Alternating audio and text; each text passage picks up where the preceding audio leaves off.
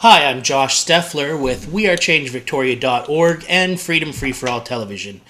We are here today to help Richard from Liberty Machine News run a money bomb for Tim Moen, the Libertarian candidate for Fort MacMurray, Athabaska.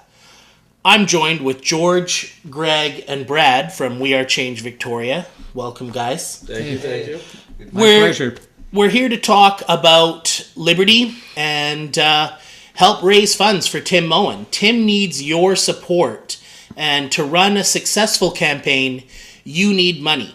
And hopefully you can donate $1, $3, $5, $10, whatever you can to help get a person in Ottawa that will actually speak about liberty and freedom rather than pushing for growth of the state in a left or right flavor. So I think we're going to start with how or what is freedom.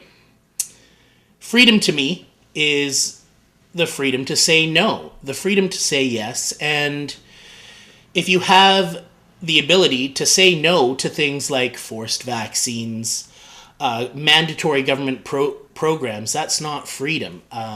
You need to have the freedom to make choices in your own life. And I believe that Tim Moen supports this idea that it's not the government's job to dictate to us how we live our lives. It's the government's job to protect the borders and have a limited role in our lives. George, what do you think freedom is? Well, freedom it means a lot of education, and it means a lot of understanding, because people have grown up through the last couple wars and since with a lot of disruption in their lives. And until this disruption can be subdued in people, you're not going to get a real understanding, because most people you talk to today have had different bruises as their growing up process, and they're all different, and some really bad, some not, Yeah. And until we get this kind of stabilized within a group, it's going to be very difficult to educate people. And that's one of the biggest problems we have today.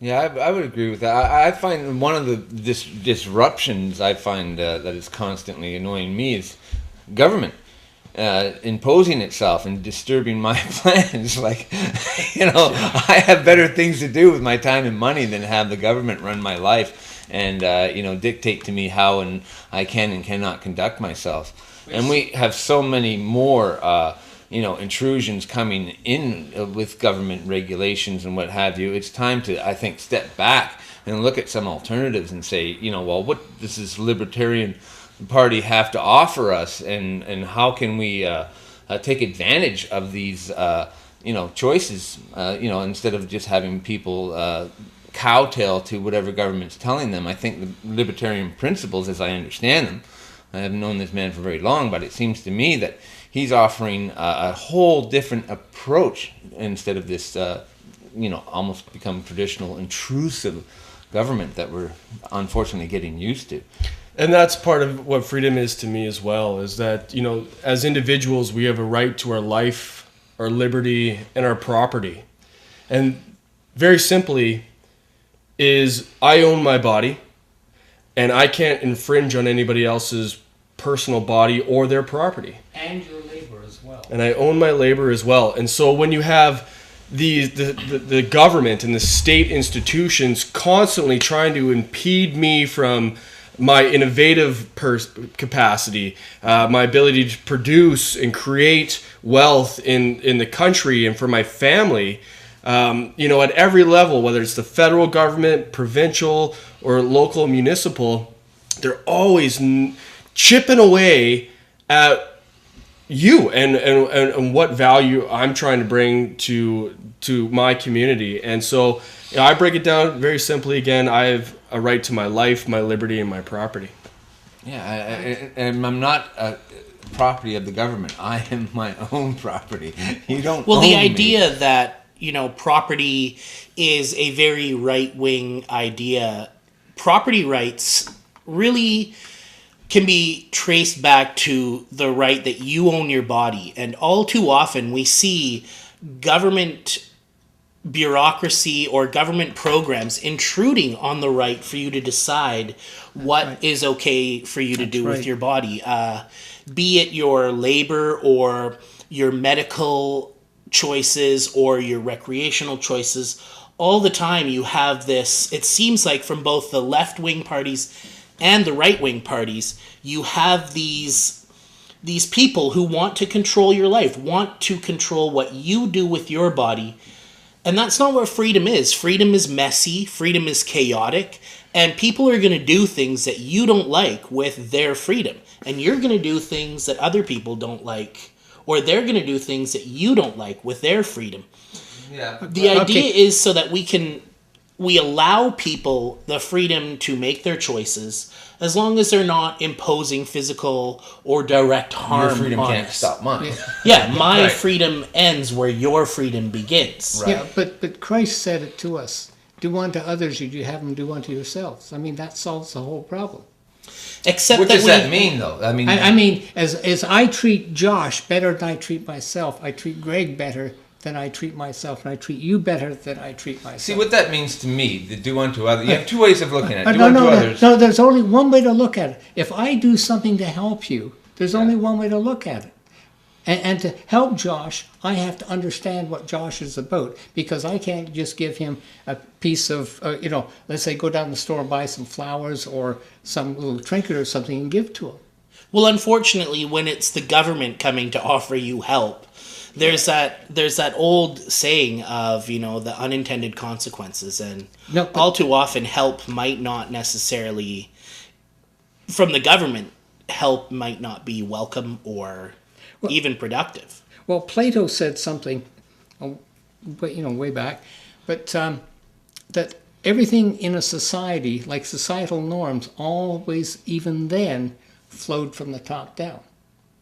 And even more so right now, the norm is being taught down, and this is where we need to educate people. Yeah, I like. It's interesting that you brought up "do unto others if you have others do unto you," because a lot of people say, that means that I have to, do the stuff for them that I would like. I like champagne in the morning with strawberries and a back rub, right? But should I go around doing that for everybody? Well, no. To me, doing unto others as you would have others do unto you really means, would I subject myself to this law?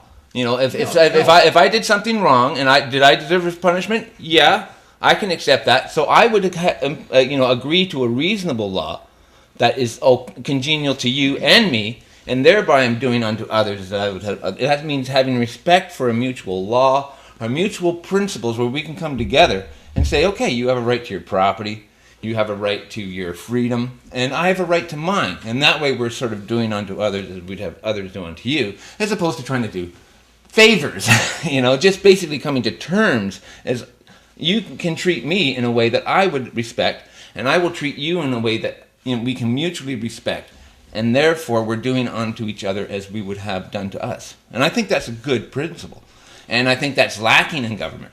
You mentioned the left-right paradigm. It's interesting. You have people moving to the left and vote for the left, and the NDP gives you a war. Anyways, you get people going to the right, and the Conservatives going to the war anyways. So what difference? You go to the left, you go to the right, and you end up going to the same sort of slaughterhouse, the same sort of grooming, factory. This I think is going to. That's the kind of change I'm hoping to see in the Libertarian Party, is respect of basic rights, and coming to terms with who we are as a society and how we respect each other in the society, and no games, no whatever you want.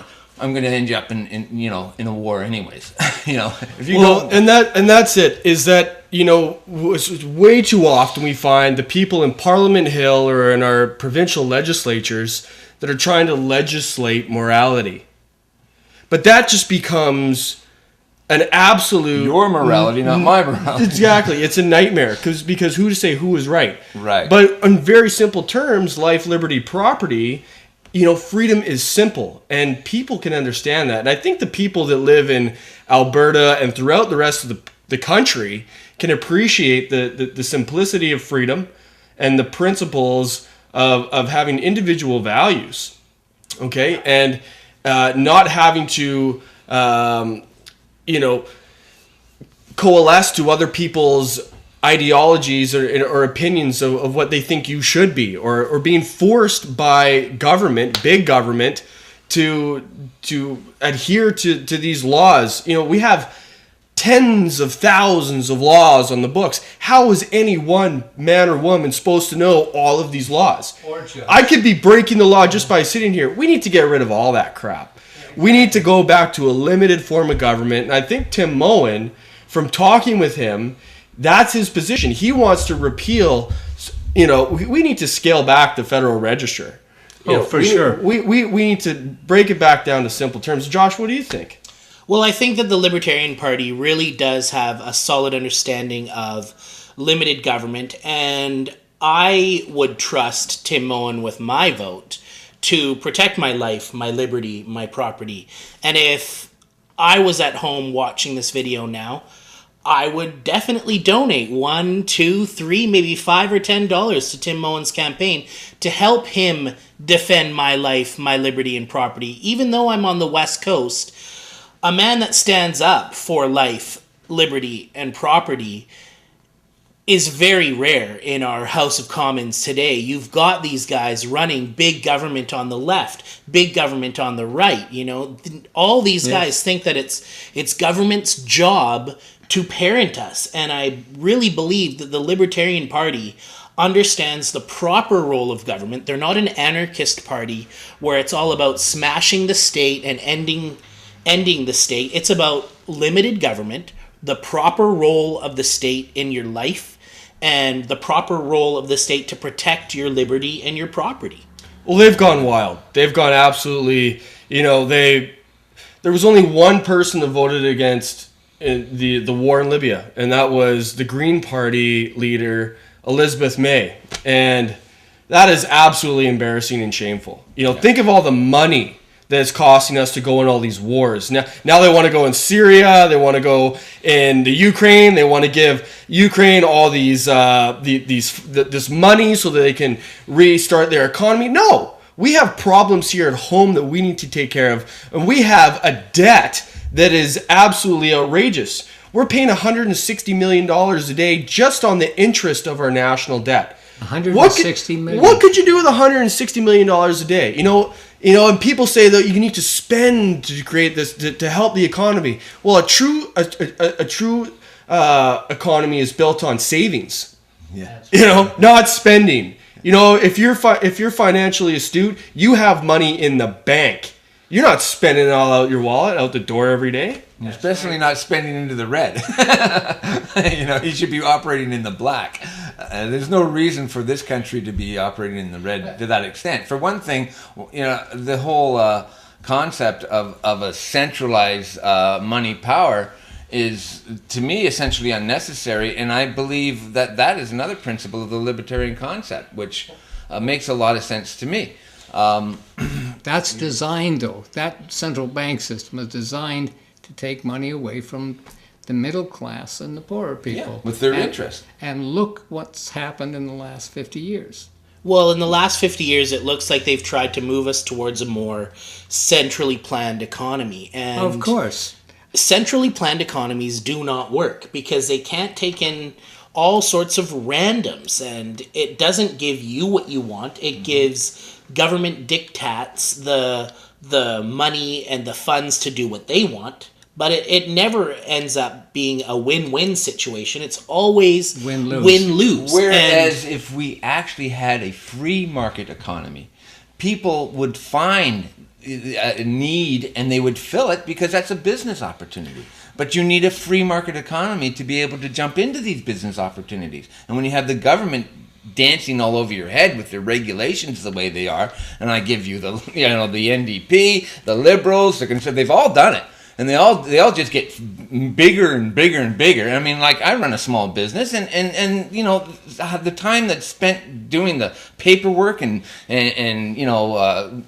payments for taxation and stuff like that, it takes more than the time that I need to actually service my customers. Actually, but something else you can do with that is bill them for your time. So That's a CRA. On that note, we got to wrap up this session, so I want to thank you guys for coming on and helping Tim. And I'd like to remind you at home that even if you've only got $1 to donate towards a campaign for liberty, you know, back in 2008 and 2012, Ron Paul started these brush fires of liberty, and we're just continuing this campaign for liberty in Canada for property rights, life, and liberty. So please donate. Please vote Tim Moen, Libertarian Party. Check out his website. And check out wearechange.victoria.org online. Find us. You'll find all sorts of interesting stuff that we're doing to defend life, liberty, and property on the West Coast. Until next time, I'm Josh Steffler. Be safe and be free.